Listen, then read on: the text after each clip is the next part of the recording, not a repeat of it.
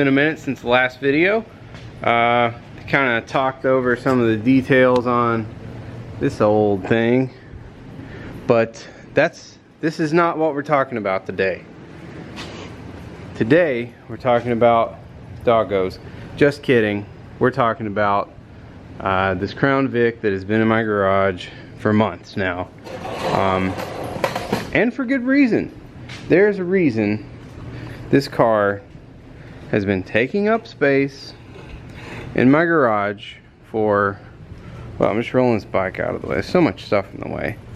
I have a 40 by 40 garage and it's full. There's no room.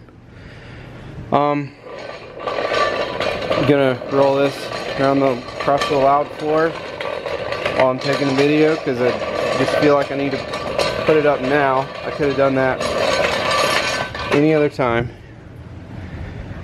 Here we go. Crown Vic, or I don't know what to call it. The Crown Hick, Cum Vic. Then no, that's not it. This is a what they call black and white. You know, just city policeman spec. It's the older Crown Vic that doesn't have the front subframe that unbolts from it and all that.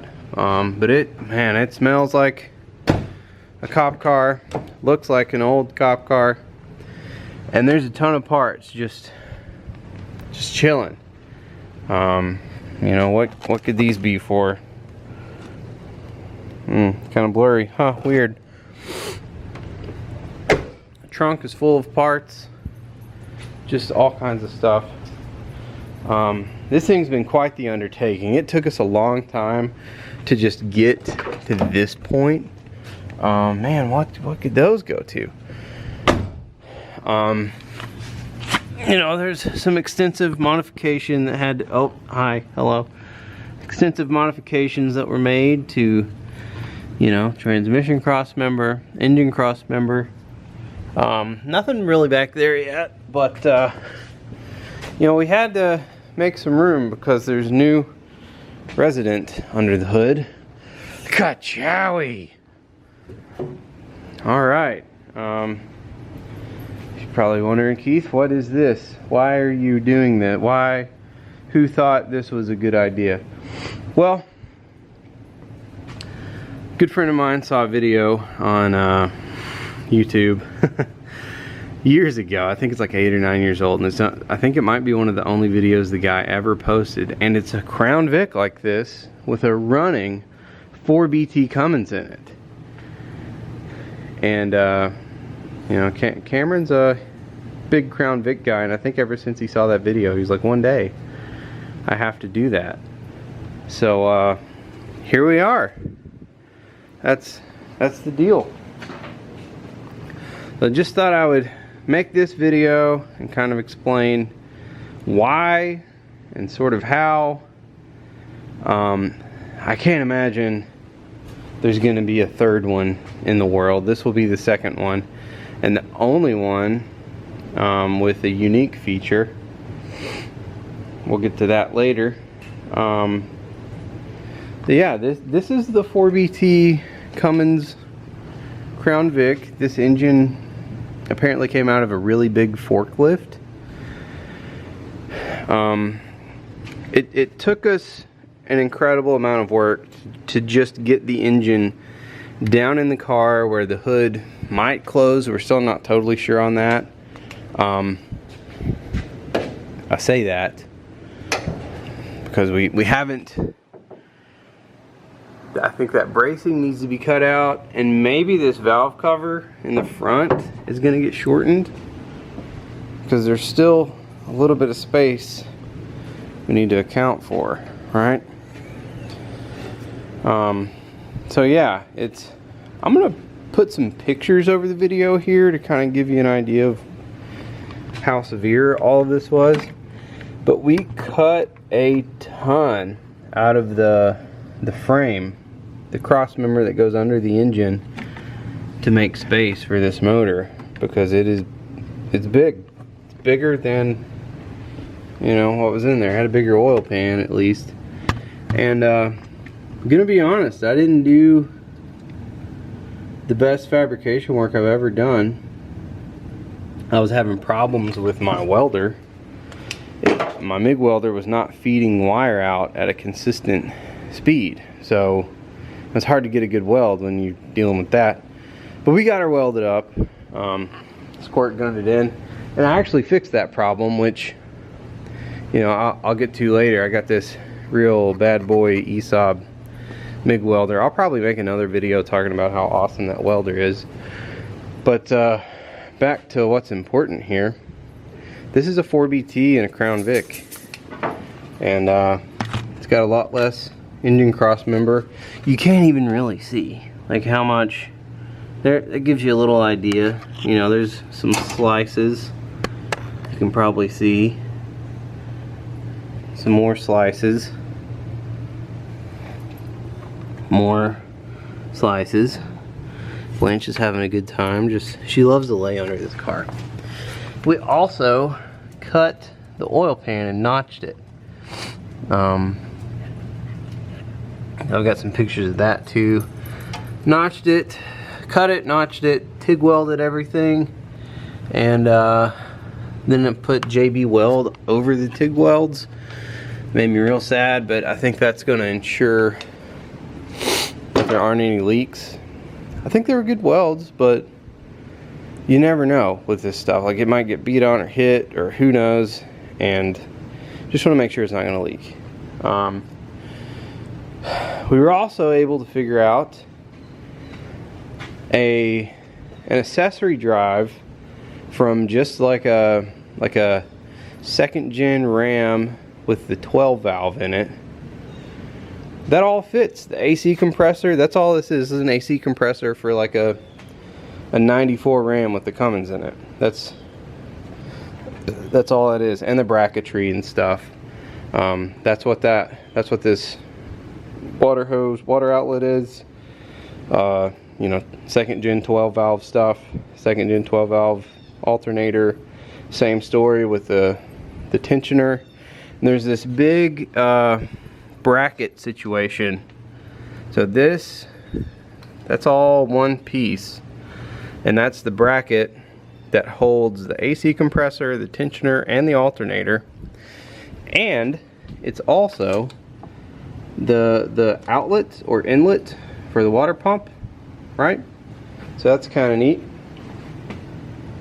So that's all there. And then you have to do this idler pulley, which I think is also like just Ram 12 valve stuff. That's not the one this had on it, because this had totally different accessories on it because it was in a forklift, so obviously that's not going to be the same. We got the engine down in here like we wanted, and I think this is some really thick stuff. I don't know how well we're going to be able to see, but that's like 1/4 inch plate, 3/8, like it's super thick. Made our motor mounts with that, and cut all of it with this little Jegs plasma cutter. Ran it on 220 and just kind of turned it up, and it cut all that plate, which was ridiculously thick, but it did it. It was like a $230 plasma cutter. Got it for Christmas. Yeah, that's a piece of it right there, to give you a little bit of an idea. Real thick, beefy stuff. And I also decided to use what do they call it, a biscuit type mount. It is a hydraulically dampened motor mount isolator type thing to help keep the vibrations down in the car, because Cameron plans to drive this a lot. Real big Crown Vic guy, so you know, he wants to drive it. This mount over here came together a little bit nicer, have more space to work with, and it's just a more friendly angle, and you know, that kind of thing. And then there comes the issue of turbocharging, and that's what I was talking about earlier. There's another element of this that is going to be unique to this car. This particular 4BT Crown Vic will have not only one HX30 turbocharger, but it would be compounded by this is a VS Racing. It's basically their version of a GT35. And it has it's a dual V-band. I believe this is a 2.5 inch right here. So it's going to be compound turbocharged. The plan right now, let me see if I can do this. The plan right now is to mount this turbo right here somehow. Just going to have some Schedule 40 come off the outlet of this turbo and do a hard 90 into that V-band right there. So this should sit there pretty nicely, give us room for the lower radiator hose, and give us room to run a downpipe through there. We're doing full exhaust on this boy too. Then we're probably going to have to get creative routing all of our AC compressor lines and stuff. Probably run them down low and put some heat wrap on them. We're also going to have to run a really ridiculous billet adapter for the oil cooler lines and the filter. Do a remote filter mount and all that kind of stuff. So yeah, that'll be fun. This thing ought to make, I don't know, 300 horsepower, 700 foot-pounds, and maybe get 30 miles to the gallon or better. Yeah, I think it's going to be super cool. Cameron builds transmissions for a living, so he put together a 47 RH for this thing. It's got some cool billet parts in it. He's putting a nice converter in it. For the manifold here, we decided to use this is a 12 valve, a 6BT turbo manifold that I cut down. Where are the other ends here? Yeah, I cut these two ports off of it, you know, off each end, and then I welded some real thick plate on the end. And when I did that, if you haven't welded cast iron before, maybe this is cast steel, I'm not totally sure, but anytime I weld something that's like, you know, cast, obviously it's cast, maybe iron, maybe steel, I don't know. I've done it on turbo housings too, exhaust housings, like weld the wastegate flange on. I like to put it on the grill and just turn the grill up and let it sit on the grill for, I don't know,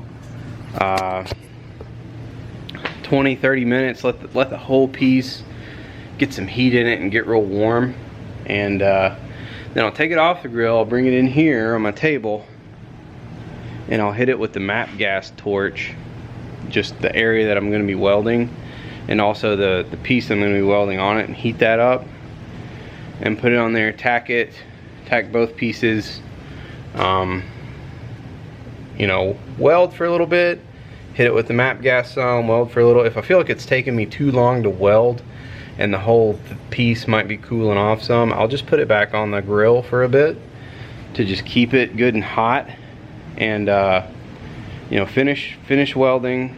You know, of course I take it off the grill before I weld it, because it'd be really hard to do that with it on the grill.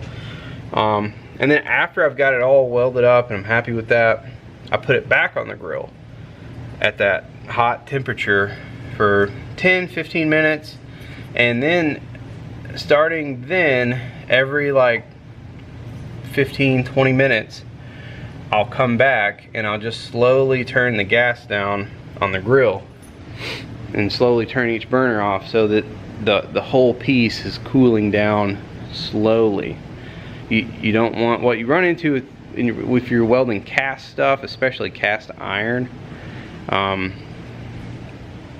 the two kind of dissimilar metals, especially if you're putting like carbon steel on cast iron or stainless or whatever it is, they can cool at different rates, and the weld itself is not the same metal as the iron.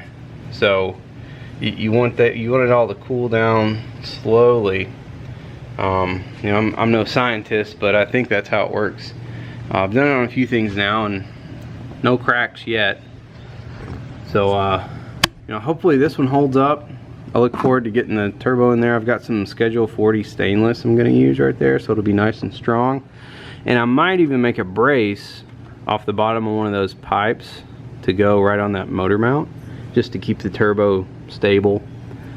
And then I'm going to have to run like a charge pipe out of the big turbo into the inducer, is that the right word?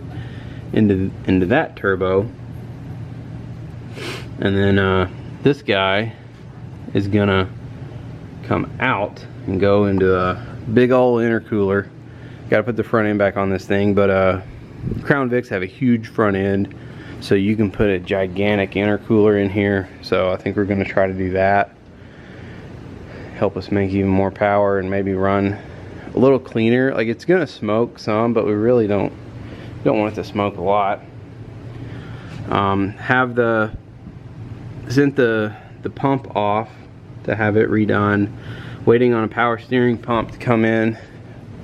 I got this adapter for the power steering pump off of eBay, and it, you know, it bolts in here, right? And then these standoffs are made to work on a Saginaw, what they call P-series steering pump. But the trouble is, just a regular one with a regular reservoir on it is too big, it's too deep, and it was hitting the motor mount. So I did some measurements and I found one that has a tiny little can on it that you can you know, you can use it with a remote reservoir. So I'm gonna do that and maybe mount a remote steering reservoir over here somewhere, so we got a little extra fluid capacity. It's gonna get a FAS on it for sure. Thinking maybe hang it down, get a fast fuel pump with the filters and all that stuff, and just hang it down under the fender a little bit, under the quarter. Look like a diesel bro. Yeah, so I gotta figure that out. There's gonna be some wiring involved. It shouldn't be a ton, really. It's just like trying to get the gauges working, and then of course lights and locks and all that. It should work. We just pulled the old engine out and, you know, give power to the body harness, and then the pump's gonna have to have power for like the on-off solenoid, wire up the alternator, adapt this AC compressor to, you know, whatever this thing had, and Bob's your uncle, maybe. We'll see what happens. I'd be thrilled if we can use a stock Crown Vic radiator, but we're gonna have some adapting to do with these giant hoses. So yeah, that's the Cummins Crown Vic. Feel free to drop a comment or send me a message if you have questions about it. I still have a lot of questions about it myself. Yeah, that's it. Thanks for watching. The next video, I'm going to be talking about this truck, and you know, just kind of the idea of, I've had several trucks and I've kind of been trying to figure out what's the best, like, kind of just budget tow pig, and I've learned things and I'm going to tell them to you. So thanks for watching. Look out for the next video. Bye.